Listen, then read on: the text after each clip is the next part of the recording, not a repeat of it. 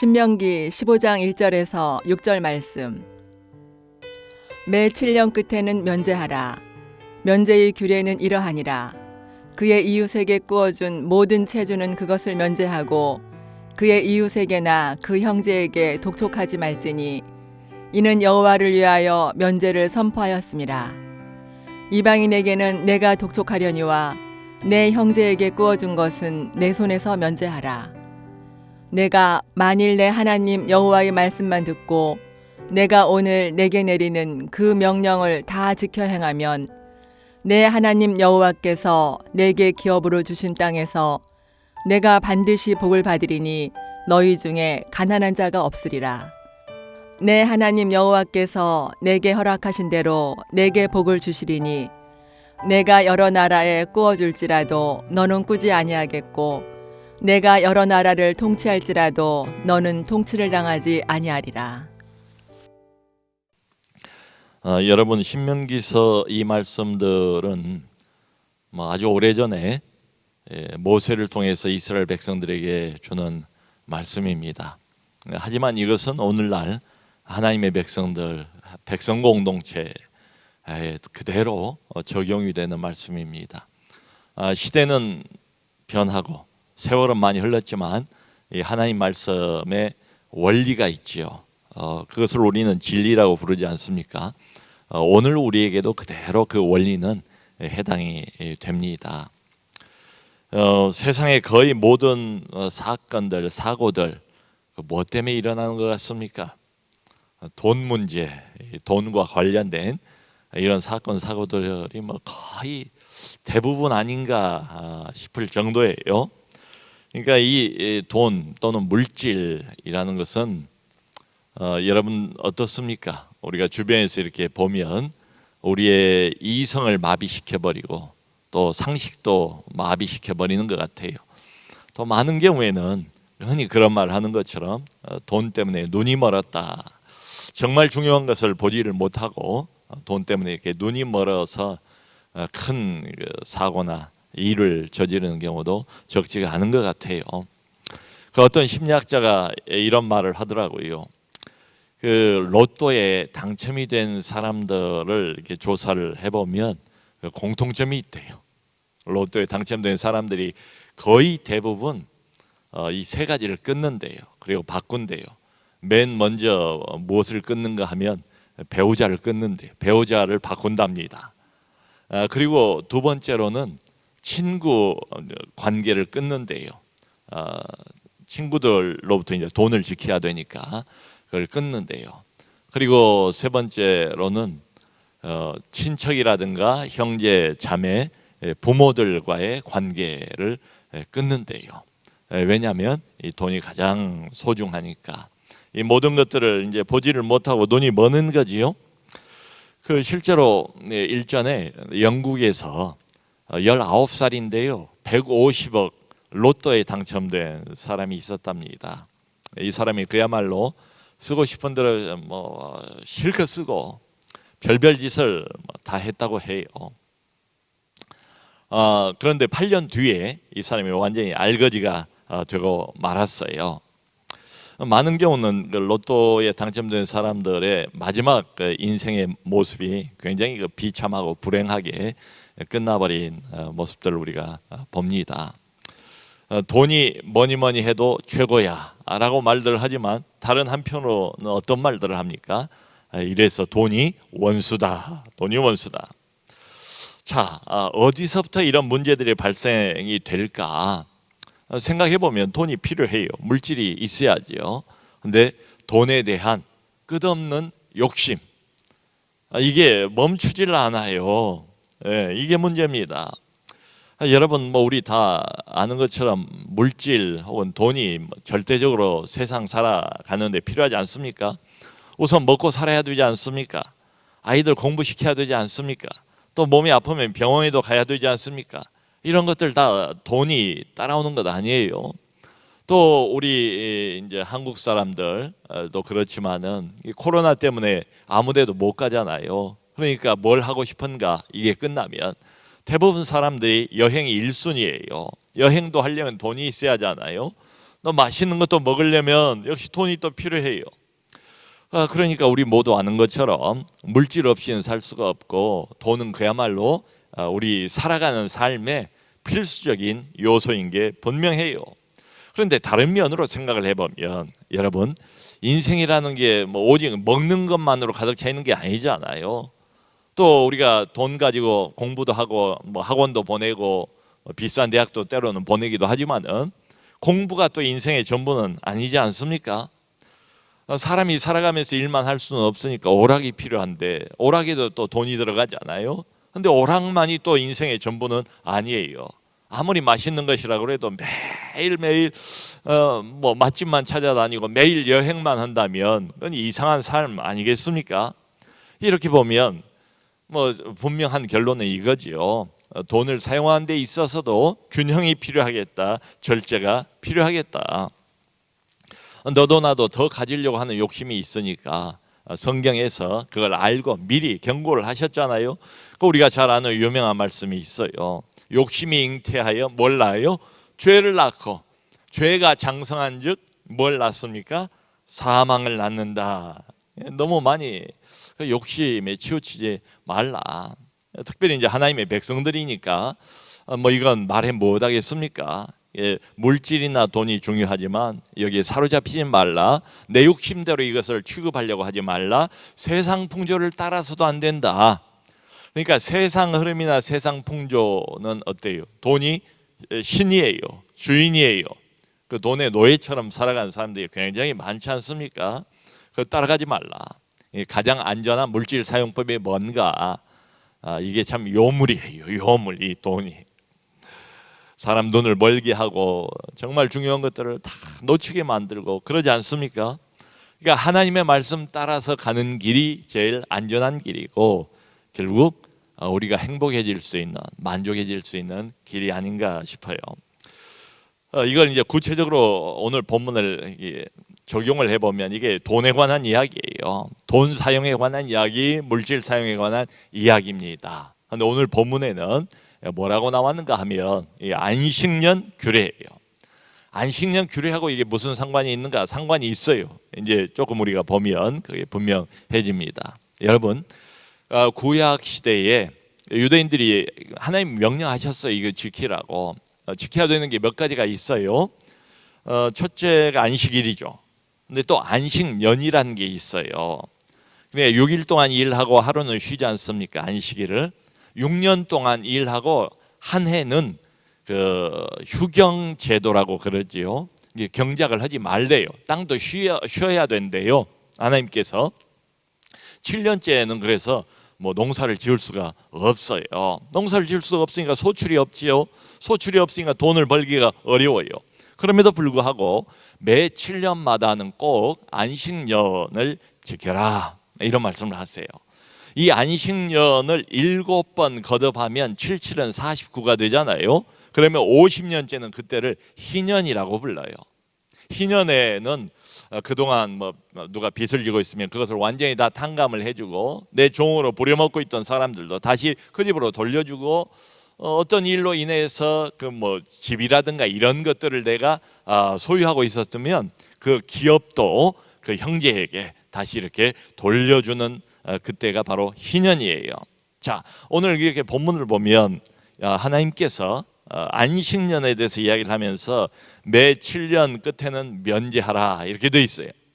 근데 여러분 이제 학자들이 조금 이렇게 논란이 있습니다만은 면제하라 7년마다 안식년에는 이건 완전히 빚을 탕감해 주어라, 완전히 면제해 주어라 이 뜻이 아니에요. 구체적으로 살펴보면 만일 그렇다면 한번 생각해 보세요. 매 7년마다 이제 곧 7년이 돌아와요.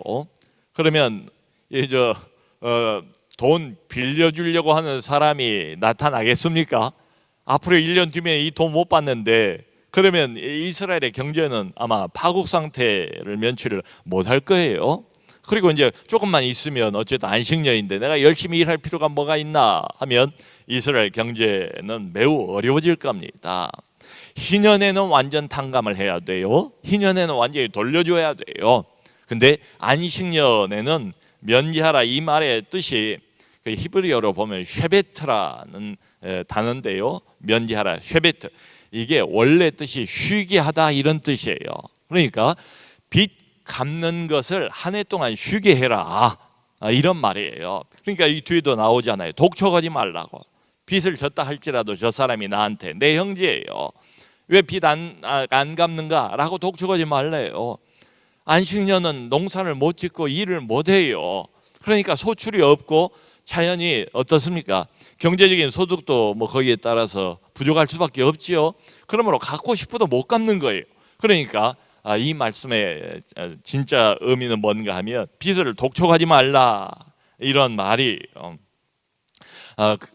그런데 이제 바로 뒤에 보면 2절에 어떤 그 단어를 붙여서 이 말씀을 하시는가 하면 여호와를 위하여. 너희 형제래요. 한 공동체의 하나님의 동일한 백성이에요. 어떤 경제적인 사정이 있어서 내 종살이를 하기도 하고 저 사람이 내 형제지만, 그리고 내게 빚을 졌어요. 이제 채무자가 된 거예요. 그 사람이. 독촉을 하지 말라. 근데 이 말씀이 중요해요. 왜 독촉을 하지 말라고 말씀하시는가 하면 여호와를 위하여. 하나님이 그것을 원하신다. 하나님이 그것을 기뻐하신다.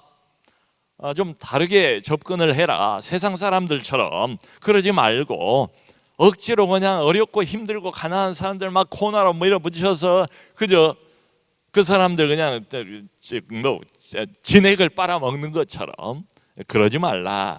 하나님이 만드신 공동체다. 그러니까 일반 사회에서 통용되는 법하고는 이게 달라요. 하나님의 법입니다. 참 얼마나 고맙고 귀한 말씀입니까? 이렇게 해서 공동체, 같은 하나님의 백성 공동체, 함께 구원받은 내 형제들, 그 형제의 경제적인 부담을 덜어주는 것 이야말로 하나님의 성품을 드러나게 하는 것이다, 이런 소리예요. 성도 여러분, 혹시 그 빚을 져본 경험이 있습니까? 남에게 내가 돈을 이렇게 꾸었어요. 이거 갚아야 돼요. 채무의 경험 어떻습니까? 결코 유쾌한 경험은 아니지요. 심리적으로 계속 거기에 눌리지 않습니까? 압박이 있어요. 또 거기에 매이게 돼요. 그리고 자유를, 그야말로 뭐 마음의 자유를 우리가 상실해 버리는 경우가 얼마나 많습니까? 자, 그런데 이것을 영적인 관점에서 보면 이스라엘 백성들은 더 이상 노예가 아니잖아요. 이스라엘 백성들은 과거에 한 300년간 애굽의 노예였어요. 종살이를 했어요. 꼼짝달싹 못하지 않았습니까? 그런데 하나님께서 구원을 하셨잖아요. 구원이 뭡니까? 이스라엘 백성들에게 있어서는 애굽으로부터의 탈출, 죄의 노예로부터 탈출, 죄로부터의 자유, 이게 해방도 되지만 그러나 구원이에요. 이게. 그러므로 이걸 이런 관점에서 보면 이미 하나님의 구원을 받아서, 은혜를 받아서 해방이 되어서 노예 상태로부터 풀려난 사람을, 너의 형제인데, 함께 구원받은 하나님의 백성인데 그를 다시 돈의 노예로 만들지 말라, 이런 말이에요. 그 돈의 노예로 만들지 않기 위해서 내가 애쓰고 하나님 말씀에 순종하는 것이야말로 하나님께서 매우 기뻐하시는 것이다, 이런 뜻이죠. 그러니까 이 안식년, 이 제도를 통해서 결국은 우리가 어떤 사람들인가, 우리의 구원을 다시 한번 기억하게 되는 거지요.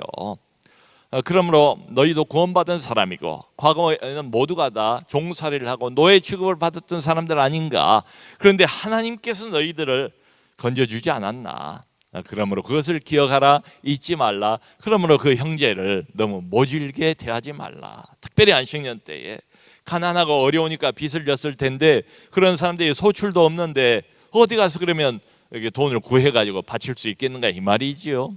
한편으로 생각해 보면 얼마나 참 일리가 있고 상식적인 말씀인지 모르겠어요.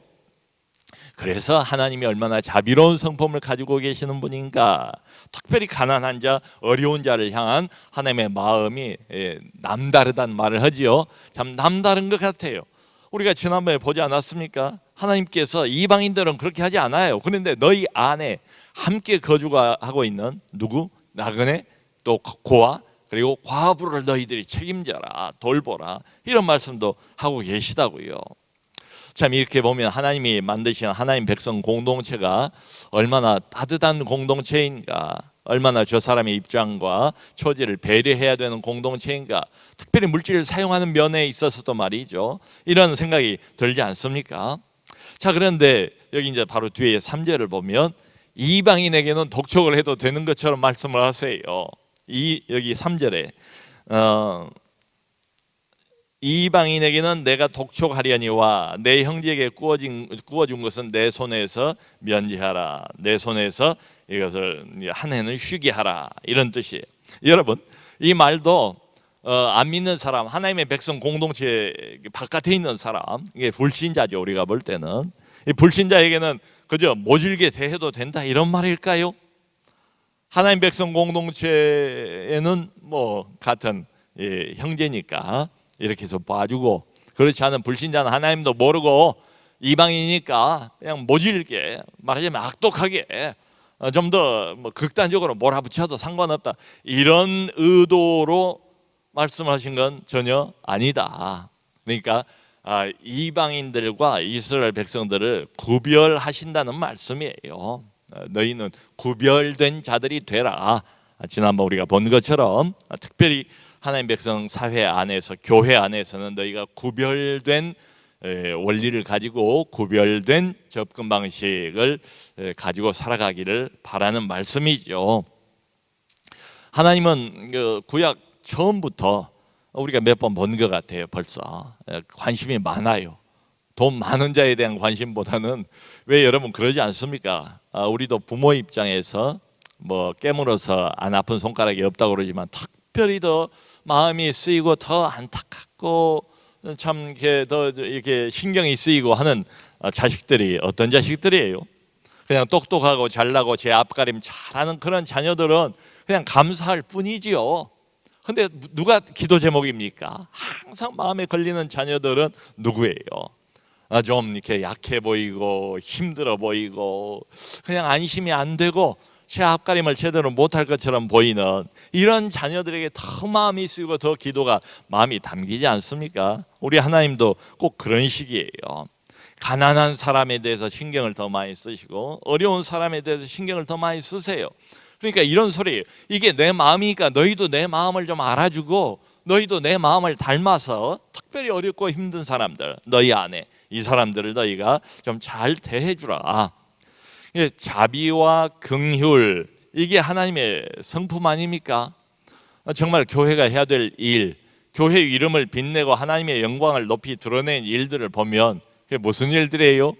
어렵고 힘든 사람들에게 도와주는 일 아니겠습니까? 특별히 코로나 때에 모두가 어렵지만 교회는 구별된 백성 공동체니까 교회가 나서서 이것도 돕고 저것도 돕고 이런 것들이 필요하지요. 참 구체적으로 물질을 가지고 이렇게 다른 사람들, 불신자들이라 할지라도 우리가 정말 섬기면 이건 하나님의 이름이 높아진 일이고 교회가 또 칭찬받을 일이고 그래요. 왜 그러냐면 여러분들 아시다시피 온 세상이 다 돈이에요. 그러니까 하나님 백성 공동체를 뭘로 구별할 수 있겠는가? 이 질문인 거지요. 이런 말도 해요. 주머니가 회개를 해야 진정 회개한 것이다. 입술로만 회개하면 그게 무슨 회개겠는가? 주머니가 회개를 해야 그게 쉬운 일이 아니거든요. 그렇기 때문에 주머니가 회개해야 진정 회개한 것이다, 이런 말을 해요. 참 뭐 말씀드리기가 어렵긴 하지만 제가 이런 생각도 전부터 했는데 오늘 말씀을 드립니다. 말하자면 돈이 있어요. 물질이 좀 넉넉해요. 쉽지 않아요. 그렇게 코로나 시대긴 하지만 어렵지 않다면, 예를 들어 내가 어떤 건물의 주인이라면 할 수만 있으면, 월세 좀 올리지 않았으면, 전세 좀 올리지 않았으면, 영원 무궁토로 올리지 않기는 어렵다면 다른 사람 다 올릴 때에 뭐 얼마나 자주 뉴스에 뭐 이 근방에 무슨 뭐 어디 아파트 값이 늘 그게 기준인가 봐요. 그 이야기가 나오고 뭐 전세값 이야기가 나오고 전세 구하기도 어렵고 영원 무궁토록 올리지 않는 것은 어렵다 할지라도 한 번이라도 두 번이라도 좀 예수 믿는 사람으로서, 하나님의 백성으로서, 돈에 매이지 않는 사람으로서 하나님이 내 인생의 주인이라는 것을 고백하는 차원에서라도 올리지 않았으며, 그러면 이 사람은 왜 올리지 않나? 우리 주인은 왜 이렇게 관대한가? 알고 봤더니 저 교회 나가시는 분이구나, 하나님 믿는 분이구나. 뭐 이거 강요할 수는 없어요. 어떤 분은 이런 소리 들으면 또 목사님 저 알지도 못하면서 속도 모르고 그냥 좋은 소리만 한다, 이렇게 말씀하실지는 몰라요. 그런데 지금 불가능한 것을 하나님이 말씀하시는 건 아니에요. 하나님이 우리 입장과 사정을 알아요. 근데 욕심을 부리지 않고 정말 하나님이 주신 물질을 가지고 어렵지 않고 넉넉하다면 이거 얼마든지 해볼 일 아닌가? 아니 차라리 이런 운동을 벌렸으면 좋겠다, 이런 생각이 들 정도예요. 여러분, 제가 믿기로는 복음 10번 전하는 것보다 이거 한 번 하는 게 훨씬 더 효과가 있다고 생각해요. 여러분들은 어떻게 생각을 하십니까? 세상이 뭘 보고 감동을 할까요? 세상이 왜 교회를 그렇게 지탄하고 싫어하는가? 우리가 별로 잘못한 것도 없는데 문제는 여기 있어요. 실제로 하나님의 자비와 긍휼을 이 사람들이 느끼게끔 우리가 실천할 필요가 있다, 이런 이야기죠. 그 작년도에 참 우리 교회 교인들이 성숙한 것 같아요. 어려우실 텐데도 어느 해보다 구제비를 많이 도와주셔가지고 제가 참 구제를 많이 했어요. 그 홍수 피해 났을 때 여러 지역들을, 전국 여기저기를 참 마음을 담아서 도왔어요. 우리가 뭐 이름 내려고 한 것도 아니에요. 근데 거기서 참 고마웠던가 봐요. 그러니까 정성을 좀 쏟았어요. 정말로 필요한 것이 무엇인가를 다 일일이 물어봤어요. 리스트를 작성을 했어요. 그 리스트를 작성을 해가지고 그것도 또 우리 굿윌을 하니까 굿윌에서 살 수 있는 물건을 거기도 돕기 위해서 굿윌에서 구입을 했어요. 양쪽이 다 이렇게 유익을 얻도록 구입을 해서 거기다 이렇게 보내드리고 했더니 참 그 담당 공무원 그 책임자가 한 번은 일부러 이렇게 전화를 했어요. 진심으로. 형식이 아니라 너무 이제 필요한 것들을, 그러니까 거기 필요한 것들을 우리가 순위를 다 정했어요. 홍수 처음 났을 때 필요한 거, 홍수 중간에 지나고 중간에 필요한 게 다 다르더라고요. 그래서 이제 아마 고마웠던가 보죠. 정말 마음을 담아서 정성으로 참 필요한 게 뭔가를 우리가 알아보고 거기에 맞는 것들을 이렇게 구하고 또 드리고, 교회 이미지가 그럼 당장 살아나지 않겠습니까? 뭐 그걸 바라고 한 것은 전혀 아니지만 말이지요. 이게 무슨 이야기예요? 실제로 돕는 거, 물질로 돕는 거, 돈이 있으면 뭐 해요? 많으면 뭐 해요? 나 혼자 그냥 배를 두들기면서 잘 먹고 잘 살고 나 혼자 즐기고 그저 무덤으로 갈 때 그거 다 가지고 가는 것도 아닌데 말이죠. 실제로 하나님이 주신 이 물질을 가지고 형제를 섬기고 가난하고 어려운 이웃을 섬겨다오, 그게 바로 내게 영광을 돌리는 일이다, 이런 말씀 아니겠어요? 그 최근에도 어떤 연약한 교회가 있는데 참 감사해요. 우리 당회가 정말 우리 교회가 할 수 있는 최선으로 도우려고 애를 썼어요. 그래서 또 하나님이 축복해 주셨어요. 그래서 참 얼마나 제가 감사한지 모르겠어요. 여러분, 그 연말이 되면 그저 크리스마스 요즘은 카드를 잘 사용 안 하잖아요. 근데 저는 연말 되면 꼭 크리스마스 카드 몇 장을 받지만은 그 중에서 한 2장, 3장 정도는 꼭 누구에게 받는가 하면 우리 교회가 그 농어촌 어려운 교회들 있잖아요. 그 돕는 교회들이 몇십 개를 도와요. 돕는데 이제 그분들이 많이 돕지도 못해요. 근데 연약한 교회니까 또 정기적으로 꾸준히 오랫동안 도우면 그게 도움이 되는 것 같아요. 그분들이 이렇게 진심으로 마음을 담아서 제가 여러분들 대신해서 카드를 받습니다. 이제 그 교회 어디 농촌이며 어촌이며 목회자께서 참 이 남서른의 교회가 이렇게 도와주셔서 올 한 해도 내가 잘 목회를 했습니다, 정말 감사합니다 하면서 용기를 이렇게 이분이 얻으시는 거예요. 참 얼마나 하나님께서 기뻐하실 만한 일인가. 이렇게 형제를 좀 도와주고 형제를 이렇게 좀 위해 주면 하나님께서 이제 뒤에 보면 쭉 그 축복의 약속이에요. 아까 우리가 읽었던 것처럼 이 말씀에, 이 명령에 순종하면 하나님께서 너희에게 더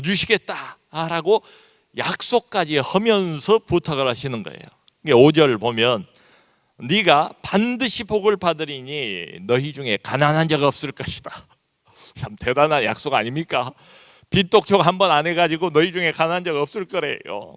6절 너희가 여러 나라에 꾸어 줄지라도 너희는 꾸지 않을 것이고 너희가 여러 나라를 통치할지라도 너희는 통치를 받지 아니하리라. 이런 대단한 약속까지를 하면서 이 명령을 하시는 걸 보면 하나님의 마음속을 들여다볼 수 있지 않습니까? 이게 얼마나 아버지 되시는 하나님에게는 간절한 일인가, 얼마나 원하시는 일인가. 다 하나님에게는 같은 자식일 거 아니에요. 백성 공동체니까. 형제들끼리 정말 서로 돕고 우애하는 거, 서로 양보하고 서로 희생하는 걸 보면 부모님 마음이 얼마나 좋습니까? 하나님도 그런 식이에요. 그러니까 하나님이 처음부터 원하신 건 뭔가 하면 혼자 아니면 몇 사람만 잘 사는 게 아니고 함께 모두가 잘 사는 것, 적어도 하나님의 백성 공동체 안에서는 그걸 원하시는 거예요. 세상은 지금도 마찬가지입니다. 빈부격차, 흙수저네, 금수저네, 그러면서 그러니까 갈등들이 다 일어나는 것 아니겠어요? 그런데 하나님의 백성 공동체는 달라야 된다. 격차가 있을 수밖에 없지요. 그래도 그 격차가 지나치지 말아야 된다. 이것을 제도적인 장치로 마련을 해놓은 거지요. 여러분, 이런 생각을 한번 해보세요. 만일에 우리가 사용하는 그 돈에 물질의 평화가 온다면 사회에도 평화가 오지 않을까? 물질의 평화가 온다면 사회의 부조리도 없어질 것 같아요. 그러니까 여기 서구의 이제 선진국들을 보면 지금은 이제 뭐 예수님을 안 믿고 신앙도 다 잃어버렸지만 오래전부터 기독교의 영향을 받았잖아요. 그러니까 문화라든가 이 사람들 사회에는 그 영향이 그대로 남아 있어요. 어렵고 가난한 사람들에 대한 복지 정책이라든가 장애인에 대한 우대라든가 이런 것들, 선진국들 다 기독교 영향, 하나의 말씀의 영향을 받은 거죠. 없는 사람, 우리 안에 가난한 사람, 힘든 사람을 그래도 더 돌보는 그런 좋은 영향을 받은 거죠. 여러분, 이렇게 성경이 우리에게 요구하고 하나님이 말씀하시는 그 전제가 있어요. 전제는 뭔가 하면 우리가 갖는 모든 것, 우리가 얻고 사용하는 이 모든 물질 다 하나님이 주셨다. 이게 전제예요. 네 것 아니다. 내가 필요해서 너한테 준 것이다. 하나님의 것이다. 그러니까 결론도 하나님이 원하시는 대로, 하나님이 기뻐하시는 대로 사용을 해야 된다. 그리고 우리 안에는 특별히 더 하나님이 많이 주신 사람들이 있어요. 그렇잖아요. 많이 받은 사람들이 있어요. 여기 모세 이 말씀, 이 단어를 좀 우리가 유념하면 좋겠어요. 여호와를 위하여. 빚독촉하지 말라. 여호와를 위하여 가난한 사람들 조금 더 생각해 주라. 여호와를 위하여 너에게 준 이 물질을 사용할 수는 없겠니? 없는 사람, 가난한 사람 조금 더 배려해 줄 수는 없겠니? 제가 며칠 전에 이렇게 저기 합동신학원 거기를 갔는데 지금까지도 아주 오랫동안 그 전통이 내려오는 것 같아요. 아름다운 전통. 신학생들이 돈이 별로 없잖아요. 근데 그 신학생들이 이제 점심을 사 먹어야 되는데 점심 식사비가 3,000원이에요. 3,000원. 뭐 별거 아닌 것일 수도 있지만 돈이 없는 사람들에게는 이것도 또 매일 먹어야 되니까 그것도 점심을 먹고 또 저녁도 먹고 해야 하니까 이것도 만만치 않죠. 그런데 학생 중에 같은 신학교 이제 동료지요, 내 형제지요. 자기가 조금 여유가 있고 이러면 일부러 식권을 사요. 그 3,000원짜리를 뭐 몇 장을 사고 해서 그것을 함에다가 이렇게 넣어 놓으면 그 정말 좀 힘든 우리 학생이 와가지고 그걸 가지고 점심을 이렇게 먹는 아주 좋은 전통이 지금까지도 내려오고 있습니다. 참 보기만 해도 허무한 전통이에요. 자기도 뭐 그렇게 썩 넉넉한 사람이 아닌데도 함께 공부하는 형제를 생각하면서 그런 일을 하는 걸 보면서 야 그래도 소망이 있다 이런 생각이 드는 거지요. 여러분 코로나 시대이기 때문에 모두가 다 어렵고 힘들다는 소리를 토로하고 있지 않습니까? 맞아요. 당신도 힘들고 나도 힘들고 우리 모두 힘들어요. 그런데 그럼에도 불구하고 그러니까 1년 동안 안식년 때문에 밭에 뭐도 못 뿌리고 소확도 못 하고 소득도 없고 돈도 없고 그래요. 모두가 다 힘들어요, 이때도. 그런데 하나님의 말씀은 코로나 시대이긴 하지만 너희들은 다르지 않느냐, 구별되지 않느냐, 좀 다른 접근을 할 수는 없겠니? 비록 코로나 시대라고 모든 세상이 다 아우성치고 있지만 너희는 물질에 대해서 다른 접근을 해야 된다. 모쪼록 사랑하는 우리 성도님들, 참 물질 문제는 우리 마음 문제라고 생각이 돼요. 이게 단순히 물질 문제가 아니에요. 성경을 보면 단순히 이 돈의 문제가 아니에요. 믿음의 문제예요. 이 물질을 아까 그랬잖아요. 여호와를 위하여, 하나님을 위하여, 하나님의 영광을 위하여 사용하고 우리 하나님을 영화롭게 해드리고, 그리고 여기 약속하신 것처럼 한번 봅시다. 정말 하나님께서 어떻게 인도하시는지, 그리고 많은 축복받는 우리 모두 될 수 있기를 주님의 이름으로 축원합니다.